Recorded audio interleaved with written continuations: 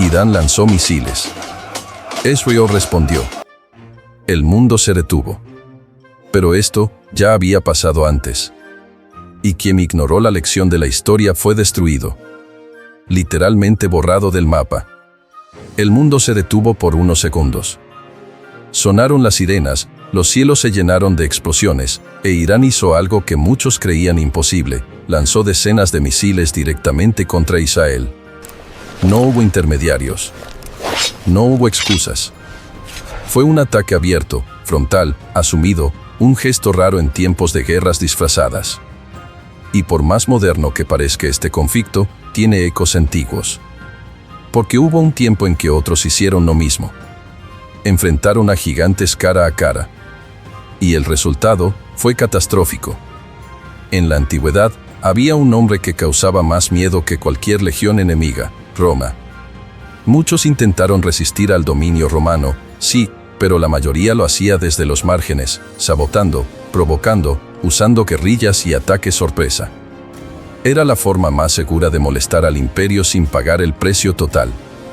Pero, de vez en cuando, alguien cruzaba el límite. Alguien elegía atacar directamente. Sin rodeos. Sin ocultar la intención. Y ahí la historia toma otro tono. Porque Roma, a pesar de su política y diplomacia, tenía un código de honor forjado en sangre. Un ataque directo no era solo una amenaza militar. Era una afrenta al orden imperial, al orgullo de la ciudad eterna, al símbolo máximo de dominio y estabilidad. Y el imperio no lo dejaba pasar. Quien se atrevía a enfrentarlos recibía una respuesta que iba más allá de la guerra. Era una lección, un espectáculo de castigo calculado, que incluía fuego, asedios y masacre. La guerra silenciosa daba paso al terror explícito. ¿Ya habías oído hablar de esta jugada antes? La historia está llena de ejemplos. Pueblos que, en un momento de euforia o desesperación, creyeron que podían herir el corazón romano. Pero ese gesto bastaba para sellar su destino. Porque mientras otros imperios dudaban, Roma actuaba con frialdad. No importaba cuánto tiempo llevara. Cuando el ataque era directo, la respuesta era completa. El enemigo hasta podía ganar una batalla. Pero Roma ganaba la guerra, siempre. Hoy, lo que vemos en las noticias puede parecer nuevo, pero es solo la repetición de una lógica muy antigua. Provocar un imperio es peligroso, enfrentarlo de frente es mortal. Y eso es lo que hace tan fascinantes estas estrategias militares. No se trata solo de tropas, lanzas y territorios. Se trata de honor, dominio y de la psicología detrás de una guerra total. Ese es el tipo de detalle que separaba a los vencedores de los derrotados y que explica cómo los imperios sobrevivieron por siglos. Ahora quiero ir aún más profundo en esto. Porque entender cómo reacciona un imperio frente a un ataque directo no es solo una curiosidad histórica, es una clave para comprender patrones humanos que se repiten hasta hoy. Orgullo, honor, venganza. Estas fuerzas moldean decisiones que cuestan miles de vidas, ayer y ahora. Y tal vez, al mirar hacia atrás, podamos ver más claro los riesgos que se están tomando en el presente.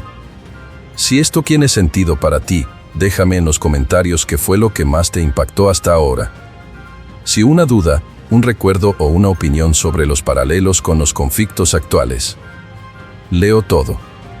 Y estos intercambios son parte de lo que mantiene este espacio tan vivo. Cuando comentas, das like y te suscribes, no es solo un clic. Es una señal de que este tipo de contenido tiene valor. Que vale la pena seguir sacando a la luz estas historias olvidadas y mostrar cómo todavía laten en el mundo de hoy. Tu participación aquí es lo que hace que este canal crezca y llegue a más personas con este tipo de contenido. Personas que, como tú, no quieren solo consumir información superficial, sino sumergirse en estrategias de guerra, decisiones políticas y momentos que cambiaron el curso de la historia. Así que, si no lo hiciste aún, ya deja tu like, activa la campanita y suscríbete. Eres parte de esta legión que busca entender el pasado para ver mejor el presente. Ahora que eso está claro, vamos al primer gran ejemplo de quien cometió el error fatal de atacar a Roma de frente y pagó un precio altísimo por eso. Roma podía parecer paciente, pero nunca pasiva. Mientras muchos creían que el imperio dejaba pasar pequeñas provocaciones, la realidad era otra. Cada emboscada a una patrulla, cada tributo trazado, cada rey local que coqueteaba con potencias rivales, todo estaba anotado, memorizado, registrado con frialdad. Los generales observaban. Los gobernadores reportaban. Y en el centro de todo, el Senado y los cónsules sabían exactamente quién debía, cuánto debía y cuándo era hora de cobrar. Esa era una de las estrategias de guerra más sutiles y más peligrosas del poder romano. No reaccionaban por impulso. A diferencia de pueblos que respondían al calor del momento, Roma cultivaba el silencio. Le daba al enemigo la ilusión de victoria, control e impunidad. Y eso formaba parte de la táctica. Porque cuando finalmente actuaba, era para destruir la raíz del problema, no solo la superficie. El castigo no era proporcional, era ejemplar. Esta lógica se extendía por todo el mapa. En Oriente, reyes vasallos que atrasaban tributos pensaban que podían seguir negociando. Pero bastaba con que el imperio sintiera que la autoridad estaba siendo puesta a prueba para enviar tropas y convertir palacios en ruinas. En el norte, pueblos bárbaros celebraban pequeñas victorias, saqueaban puestos fronterizos y volvían a casa pensando que habían ganado. Hasta que despertaban un año después con legiones marchando hacia sus hogares, quemando aldeas y esclavizando poblaciones enteras. Lo más interesante y aterrador era la precisión con la que Roma armaba esas respuestas. No era solo fuerza bruta. Era cálculo. Ingeniería de guerra. Armamento bien distribuido. Armas antiguas, sí, pero usadas con disciplina casi matemática. Los que estaban al otro lado subestimaban el tiempo de respuesta y se olvidaban que Roma, aunque callada, nunca dormía. Por eso, el imperio rara vez era sorprendido. Porque ya había previsto los errores de los demás incluso antes de que los cometieran. La expansión romana no fue solo por la espada, sino por la inteligencia estratégica. Sabían cuándo ignorar y cuándo aplastar. Y ese equilibrio, entre contención y furia, era lo que mantenía todo en pie por siglos. El enemigo podía reírse de una pequeña victoria, pero Roma siempre volvía. Y volvía más grande. Ahora quiero ir aún más profundo en esto, porque hay un nombre que representa como nadie esa decisión de enfrentar a Roma directamente. Un general que se atrevió a cruzar fronteras sagradas y llevar la guerra hasta el alma del imperio. Y lo que pasó después es una lección que atraviesa los siglos. Comenta ahí, Roma nunca olvidaba, solo para saber que estás en esta aventura conmigo. Aníbal era más que un comandante. Era un estratega brillante, hijo de una ciudad que ya sentía el peso de la sombra romana. Cartago había perdido espacio, influencia y libertad desde la primera guerra púnica, y ese joven general creció con una promesa, hacer sangrar a Roma. Y la cumplió. Pero tal vez fue demasiado lejos. Cuando decidió cruzar los Alpes con miles de soldados, caballería e incluso elefantes de guerra, no solo desafió la lógica geográfica. Violó lo que Roma protegía por encima de todo, su propio territorio. Imagina el impacto. Un ejército extranjero marchando en Italia, ganando batallas con genialidad, usando tácticas de combate que Roma nunca había visto. En Trebia, Trasimeno y luego en Cannas, Aníbal destruyó legiones enteras. No solo era eficaz, era impredecible. Mientras los generales romanos apostaban por la fuerza bruta, él diseñaba trampas, cercos circulares, movimientos diagonales que hoy se enseñarían en escuelas de guerra como obras maestras. Y todo eso frente a los ojos del Senado. Pero Aníbal cometió un error que cambiaría el destino de su ciudad, hirió a Roma, pero no la mató. Invadió, pero no atacó directamente la ciudad. Prefirió cercarla, presionarla psicológicamente, esperando que con el tiempo se rindiera. Pero Roma no funcionaba así. Cuanto más acorralada, más implacable se volvía. Era un imperio forjado en la resistencia. Y al no destruir la capital, Aníbal le dio tiempo a Roma para reorganizarse, algo que ningún enemigo debería permitir. Mientras Aníbal vagaba por Italia esperando refuerzos que nunca llegaban, Roma cambió el juego. Pasó de la reacción a la ofensiva estratégica. Empezó a atacar a los aliados de Cartago, a debilitar la retaguardia y a abrir nuevos frentes. Y entonces apareció Scipiao, el africano. Joven, audaz y determinado a llevar la guerra al corazón enemigo. Roma decidió que si Aníbal llegó a Italia, ellos irían a Cartago. Y cuando llegaron, fue brutal. Asedios, batallas, destrucción sistemática de la ciudad, borrado cultural. Roma no quería solo ganar.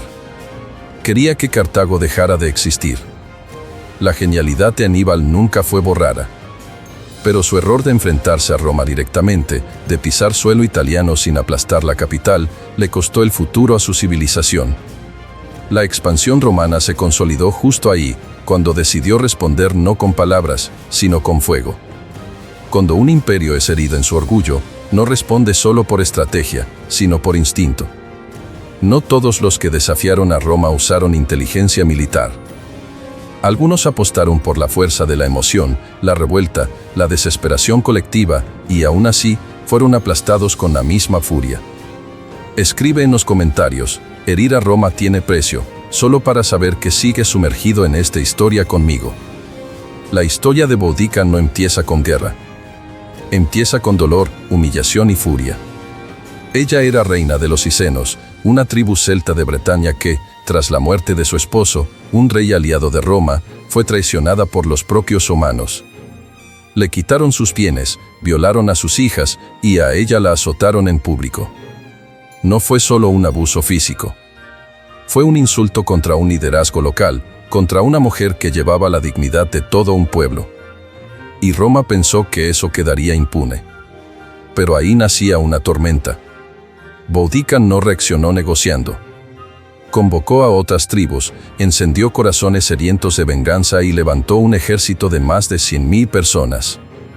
No era una fuerza profesional, pero iba impulsada por algo que Roma subestimaba, odio colectivo. Y cuando esa fuerza se movió, quemó todo a su paso. Colonias enteras fueron destruidas. Londinium, la futura Londres, quedó en cenizas. Civiles humanos fueron masacrados.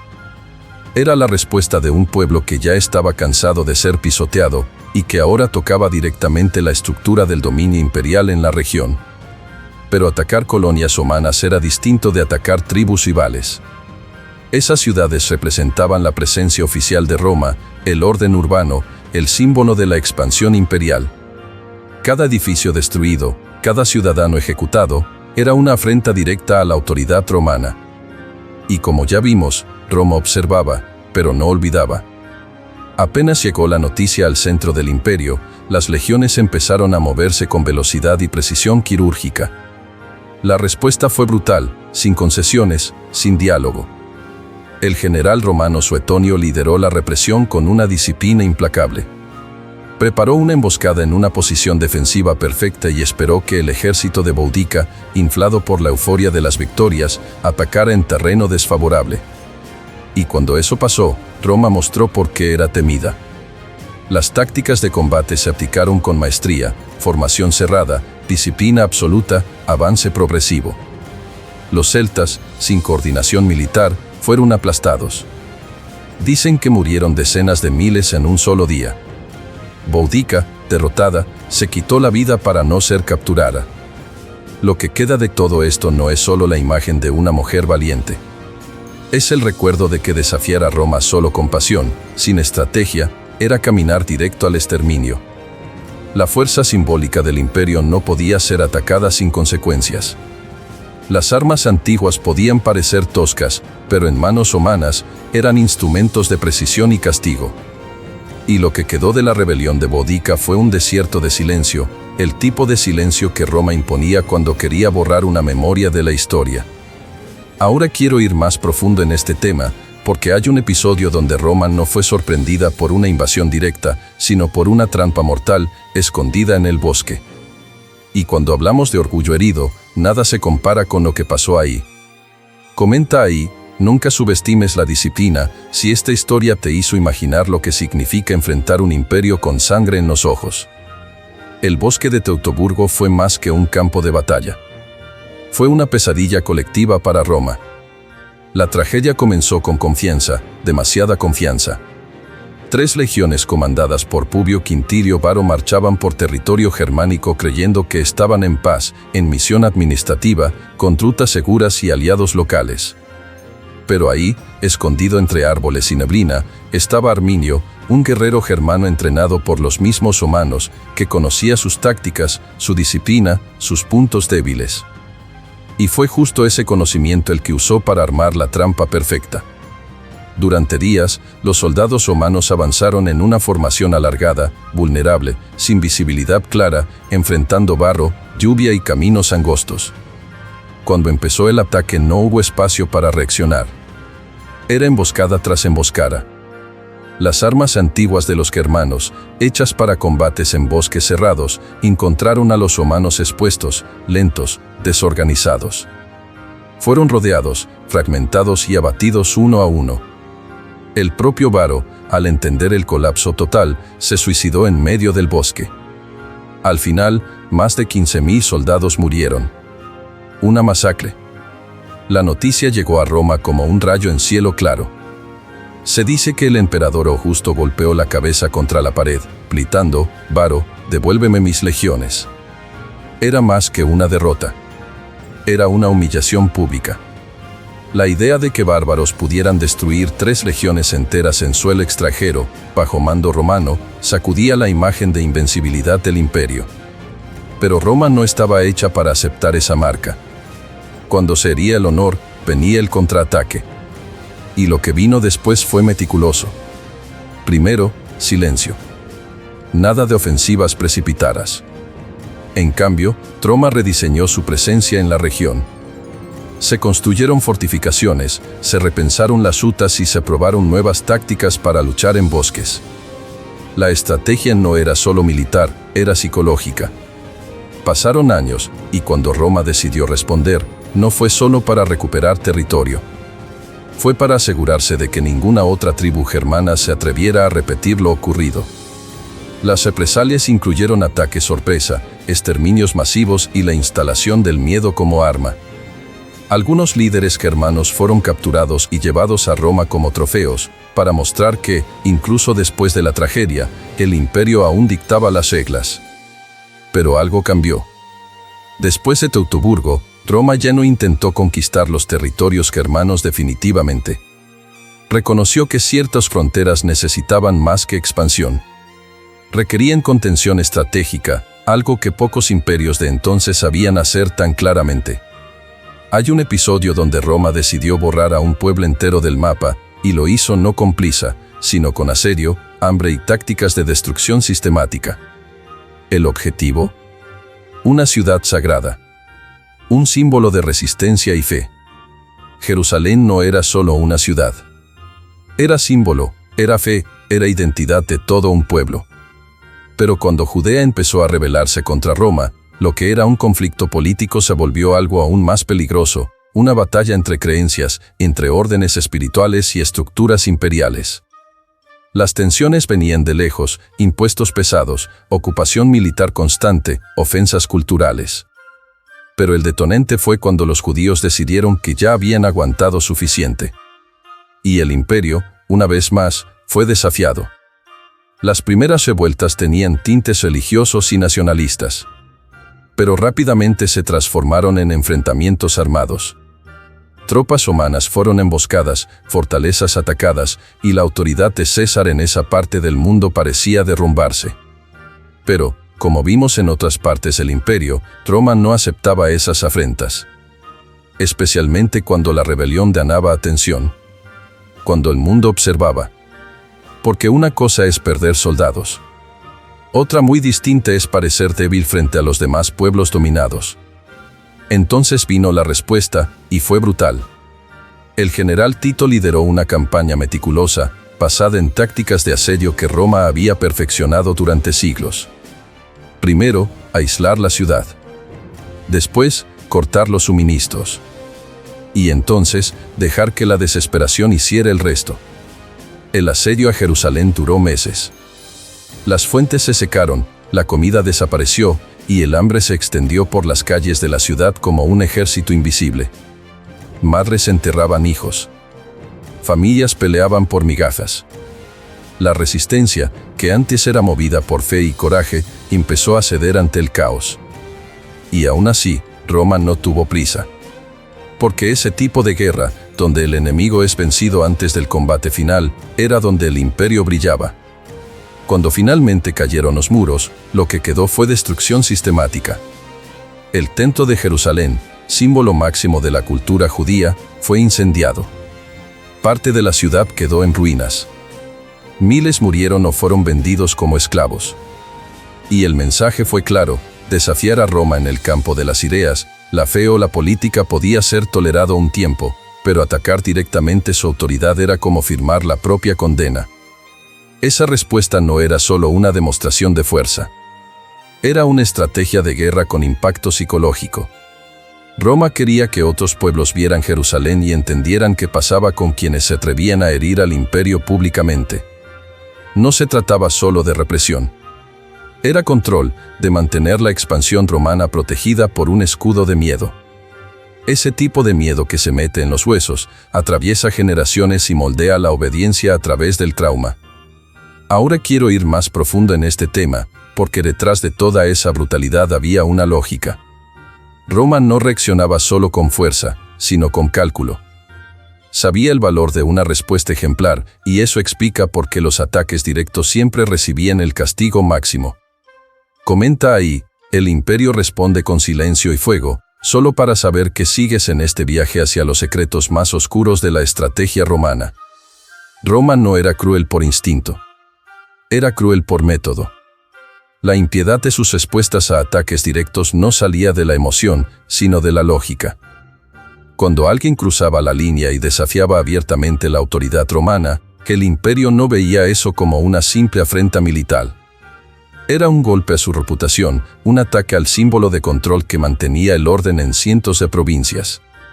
Por eso, la respuesta tenía que ser pública, simbólica, indiscutible, un espectáculo de fuerza para que todos vieran y pensaran dos veces antes de intentar lo mismo. En la mentalidad romana, cada territorio era más que un pedazo de tierra conquistado. Era una extensión de la dignidad del imperio.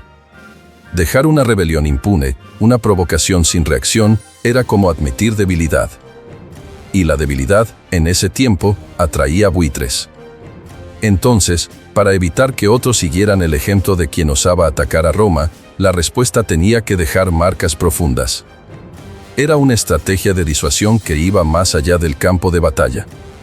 Era psicológica, cultural, política. Roma tenía que ser temida tanto como admirada, y a veces, más temida que cualquier otra cosa. Ese tipo de mentalidad marcaba cada decisión. Un levantamiento aislado podía ser ignorado, contenido, negociado. Pero si el ataque era frontal, si implicaba destruir símbolos humanos, matar ciudadanos o ocupar puestos imperiales, la sanción no sería local, sería ejemplar. Las legiones no solo eran enviadas para aplastar al enemigo, sino para reconstruir la autoridad romana, ladrillo a ladrillo, cuerpo a cuerpo.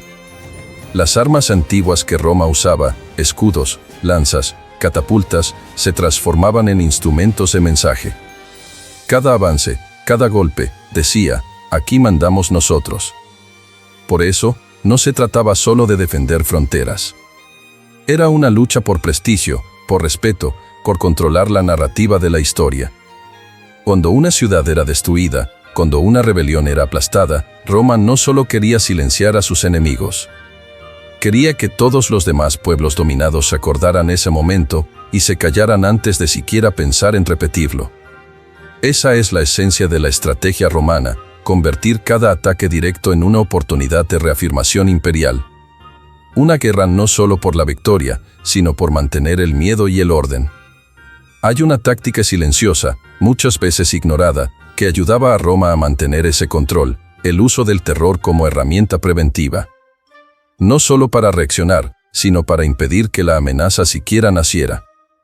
Escribe ahí en los comentarios: Roma reaccionaba con propósito, solo para saber que estás atento como cada decisión romana iba mucho más allá del campo de batalla. Roma sabía que el verdadero poder no era solo ganar batallas, sino controlar corazones y mentes antes de que el enemigo siquiera levantara la espada. Por eso, el terror se usaba como una herramienta estratégica, planeado, calculado, meticulosamente actuado. No era furia descontrolada.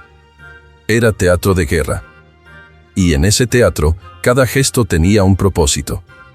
Cuando un pueblo veía las consecuencias de un ataque directo, Roma no necesitaba explicar nada más. El mensaje era simple: puedes resistir, pero pagarás caro. Esa lógica se repetía. Los pueblos que osaban enfrentar al imperio no solo encontraban legiones con lanzas y escudos, encontraban demostraciones públicas de poder. Aldeas quemadas hasta los cimientos. Prisioneros crucificados en las carreteras. Jefes tribales ejecutados en arenas. Ciudades enteras borradas del mapa. Todo eso formaba parte de un engranaje que mantenía el imperio en pie sin necesidad de pelear todo el tiempo. Porque, cuando la violencia se aplica bien, deja una marca tan profunda que el miedo se encarga del trabajo por ti. Es duro aceptarlo, pero esa fue una de las mayores armas de Roma, la anticipación. No solo reaccionaba, evitaba. Creaba un ambiente donde la simple idea de desafiar al imperio se volvía impensable. Y ese tipo de control, construido con tácticas de combate, estrategias de guerra psicológica y dominio simbólico, sostenía la expansión romana aun cuando los recursos eran limitados. Donde las legiones no llegaban físicamente, el miedo ya había llegado primero. El imperio era gigante, sí. Pero era el impacto emocional de su fuerza lo que realmente lo hizo indestructible por tanto tiempo. Y si todo esto parece lejano, basta con mirar lo que pasa hoy. Cuando un estado se siente atacado, responde no solo con misiles o ejércitos, sino con mensajes. Con gestos que no solo tienen un blanco militar, sino un significado político y simbólico. Cuando Irán ataca directamente y Israel responde abiertamente, lo que está en juego no es solo fuerza, es la lógica de la intimidación. El teatro del poder. El miedo como herramienta de control.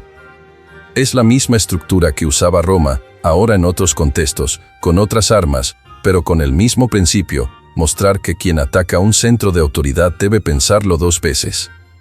Ahora quiero ir más profundo en este tema, porque hay una conexión silenciosa entre lo que Roma hacía en el campo de batalla y lo que aún hoy moldea nuestras relaciones de poder.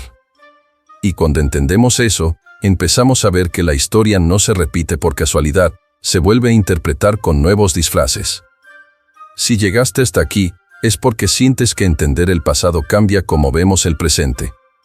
Y justamente por eso existe este espacio, para que podamos sumergirnos juntos en contenido que va más allá de la superficie, que conecta estrategia, guerra, poder e historia de manera real, directa, casi palpable.